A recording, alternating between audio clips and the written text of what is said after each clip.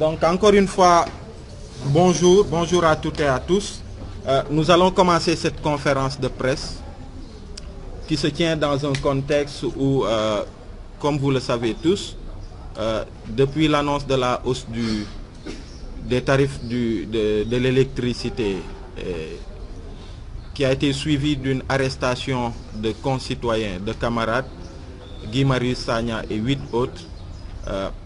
le collectif citoyen Ñoo Lank a été mis sur pied pour continuer de dénoncer cette hausse injustifiée du prix de l'électricité, mais en même temps pour exiger la libération de nos camarades. Et vous avez vu depuis lors, 8 parmi les 9 camarades arrêtés ont été par vagues successives libérés. Et que Guy Marius Sagna a été maintenu en détention. Et aujourd'hui, il n'est point besoin de dire et de rappeler que il y a un acharnement en fait politique sur Guy Marius Sagna, sur le citoyen Guy Marius Sagna, qui est pris en otage et qui est détenu arbitrairement dans les conditions que vous savez tous. Pour quelqu'un qui n'a pas encore été jugé, qui est en détention préventive, il a été acheminé aux prisons du camp pénal, dans le quartier de haute sécurité, qui est réservé à certains qui purgent des peines liées au terrorisme. Et il est, comme vous le savez, aussi gardé dans les conditions draconiennes d'un terroriste. Et non seulement il est détenu arbitrairement, mais il est privé de ses droits même en prison. Vous avez dû voir que même pour rencontrer Guy Marius Sagna, c'est un problème. Il ne peut pas rencontrer les Sénégalais. Les Sénégalais ne peuvent pas lui rendre visite pour la plupart. À la limite, il y a quelque chose comme 7 personnes qui ont pu le voir depuis qu'il est en détention. L'une des dernières en date de refus de permis de visite concerne ma propre personne. Je pense que j'ai fait un post sur Facebook qui a été relayé. Avant moi, Fadel Barro est allé au tribunal pour bénéficier d'un permis de visite. Il a été éconduit, donc pur et simplement. Moi, quand je suis parti, on m'a dit il faut que vous fassiez une lettre adressée au doyen des juges, en plus de la copie de votre pièce d'identité. Ce que j'ai fait, séance tenante. Et il était promis de me rappeler dans les jours qui arrivent. Au bout d'une semaine, je n'ai rien vu, je suis reparti. Et on m'a purement et simplement dit, écoutez, on refuse de vous donner le permis. Et quand j'ai demandé les motifs, ils m'ont dit, il faut pouvoir justifier en fait vos liens familiaux. Et à ce que je sache, dans la loi sénégalaise, on n'a pas besoin d'être famille de sang, de parents de sang de quelqu'un pour pouvoir aller lui rendre visite en prison. Donc c'est juste pour décrire en fait toute cette machine, tout cet acharnement qu'il y a sur Guy Marius Sagna actuellement. Et face à quoi il est en train dignement, il le vit avec beaucoup de dignité. Pour ceux qui ont pu le voir, ils ont vu un Guy qui a même pris du poids parce qu'il se repose certainement, hein, parce qu'il se repose et puis il a la conscience tranquille. Donc c'est les Sénégalais qui s'inquiètent pour eux, qui sont peut-être un peu dans l'embarras, qui sont soucieux et tout quoi. Donc aussi, dans le même contexte, nous continuons de nous battre, mais vraiment pour la cause première, celle qui est d'amener l'État à revenir sur la décision de hausse du prix de l'électricité. Et on l'avait dit, et vous avez vu, ça a commencé non seulement, vous avez vu les factures, mais ça a une répercussion sur la situation macroéconomique, avec les prix qui sont en train de grimper. Et ça, on l'avait dit dès le départ. Donc, il y a eu plusieurs manifestations qui sont tenues avec beaucoup de succès. La dernière manifestation est partie de l'université Cheikh Anta Diop de Dakar avec comme point de chute la poste de la Médina. Vous avez vu, malgré les tentatives de sabotage d'étudiants du maire qui ont jeté des pierres, les gens ont tenu à être là, déterminés, et la marche a pu se faire et c'était une réussite totale. Et vous avez vu qu'après la marche, l'activité qui a suivi, parce que l'idée c'est pas seulement des mobilisations. J'entends parfois dire, ouais, on ne vous a pas entendu, c'est quoi, ces derniers jours, il n'y a pas eu de manifestation. Est-ce que c'est... Non, il n'y a pas que les manifs, parce que il y a quelques jours, ici même, nos camarades ont eu à présenter un mémorandum sur lequel les experts sénégalais ont eu à travailler pour montrer à quel point la Sénélec est en train déjà de pomper dans la poche des à travers des factures voilà quoi, des factures, vous avez pu le voir, preuve à l'appui. Donc aujourd'hui, nous sommes là, et on me signale aussi, hein, et je pense que la presse là, a fait état de ça, s'ils maintiennent Guy Marius Sagna, au bout de 6 mois de prison, il va être radié de la fonction publique. Donc, il va être radié de la fonction publique. Et ça, je pense que la presse a fait état de ça. Et c'est très bien de le souligner encore une fois. Donc, nous sommes aujourd'hui ici, pour, dans la continuité du combat que nous menons, et pour vous présenter en fait l'activité que nous avons en ligne de mire pour le vendredi 28 février prochain, Inch'Allah. Je vais m'en arrêter là pour l'introduction. Je passerai la parole à notre très cher camarade Antoinette Turpin, qui va faire la lecture de la déclaration liminaire en français, avant de donner la parole à notre très cher Murtala Seck, qui va faire la version Wolof, et après nous pourrons faire les questions-réponses. Donc merci à toutes et à tous.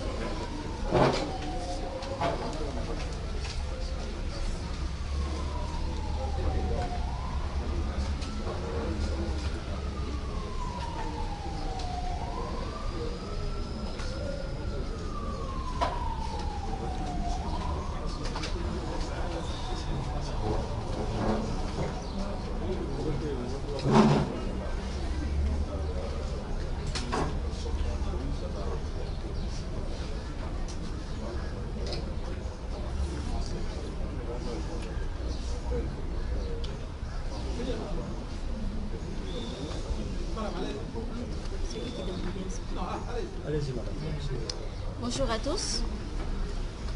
Déclaration liminaire de la conférence de presse du 21 février 2020. Depuis le 29 novembre 2019,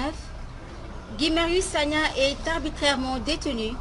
à la chambre 8 du quartier de haute sécurité de la prison du camp pénal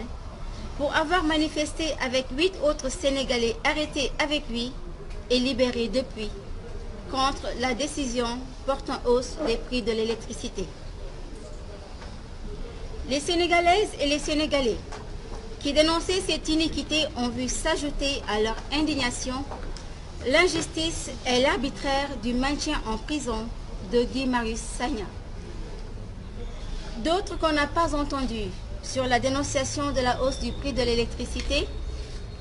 ont en revanche manifesté sous différents modes la détention de Guy Marius Sagna. Nous avons marché sur différents itinéraires. Nous avons communiqué sur différents supports. Nous avons rencontré le médiateur de la République pour demander la libération de Guy Marius Sagna. Nous avons jusqu'ici inscrit toutes nos actions dans la légalité constitutionnelle et pacifiquement. À toute cette vague de protestations, tant au niveau national qu'international, le président Macky Sall a opposé un mépris total. Les organisations de défense des droits de l'homme ont lancé des appels à Macky Sall. Des partis dans l'opposition ont lancé le même. Des citoyens d'ici et de la diaspora ont repris le même appel à l'unisson pour demander au président de la République, Macky Sall, de demander au ministre de la Justice, Malick Sall, de dire au doyen des juges, Samba Sall, de mettre fin à l'arbitraire de la détention de Guy Marius Sagna. Le président Macky Sall n'écoute pas. Les rapports de la Cour des comptes ont cité plusieurs membres de son régime dans la prédation éhontée des ressources publiques Pendant que les Sénégalais des villes et des campagnes souffrent un système éducatif et un système sanitaire au bord du gouffre, une campagne agricole catastrophique, des conditions sociales endurcies de jour en jour par une hausse continue des prix de l'électricité, du ciment, de l'huile, de l'eau, fermons le banc. Les Sénégalais crient leur calvaire et exigent que la justice fasse librement son travail et que les responsables de crimes économiques soient sanctionnés et les deniers retournés au peuple. Le président Macky Sall n'écoute pas. Le vendredi 28 février 2020, le collectif Nyolank appelle toutes les Sénégalaises et tous les Sénégalais à sortir massivement pour exiger encore une fois la libération de Guy Marius Sagna et l'annulation de la hausse du prix de l'électricité. Cette marche partira de l'échangeur de la Foire à 15 h au rond-point de Liberté 6. Nous espérons que la raison va éclairer le président Macky Sall afin qu'il arrête d'écouter ceux qui l'encouragent dans ce qui ressemble à de l'absurdité pour écouter la demande légitime des Sénégalaises et des Sénégalais réunis dans le collectif Nyolank. Nous espérons qu'il va libérer Guy Marius Sagna parce que nous ne pouvons pas et n'allons pas laisser Guy Marius Sagna dans cette prison. Nous n'allons pas le laisser garder arbitrairement Guy Marius Sagna en prison. Fait à Dakar le 21 février 2020. Merci Antoinette. Super.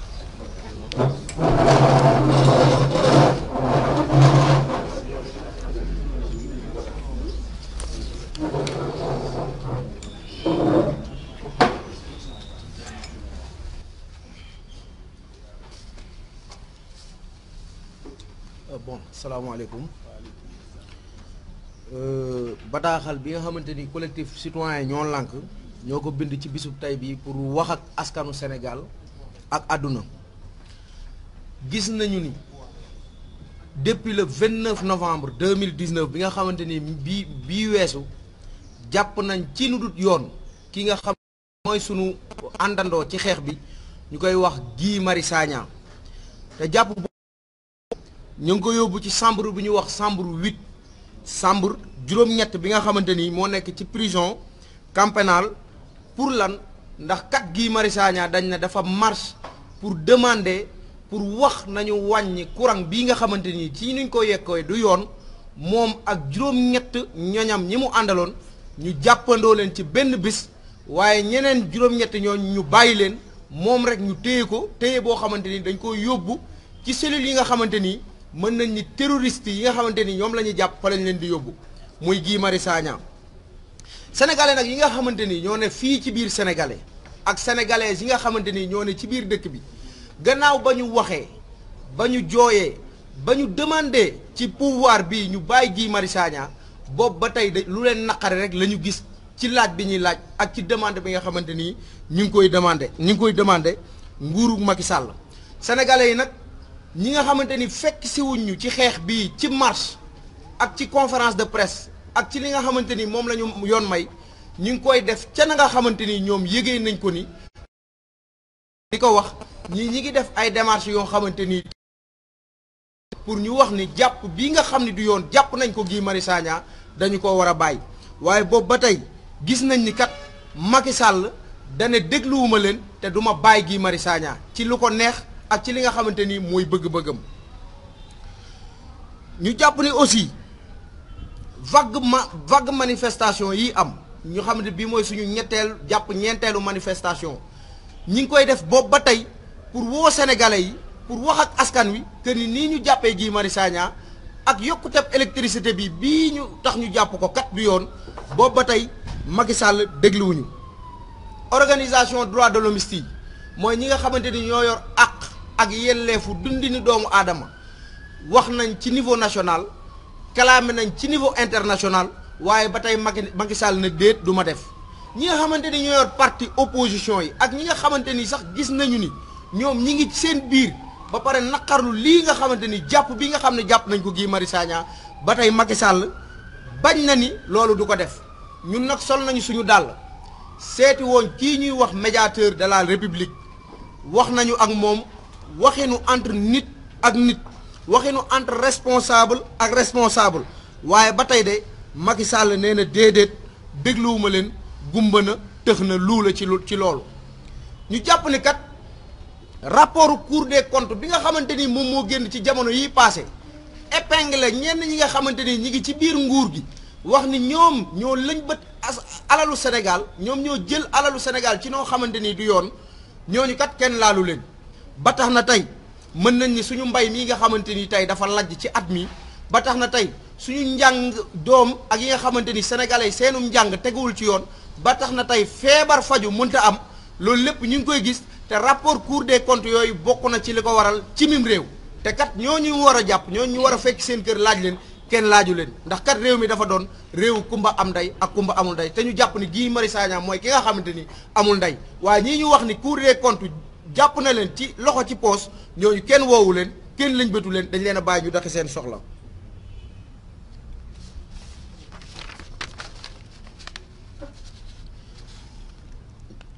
ci loolu lépp ba tey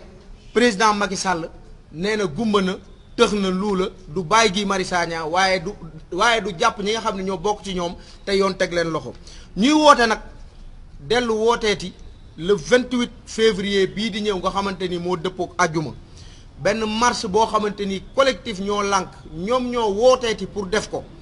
ñu ngi koy échangeur foire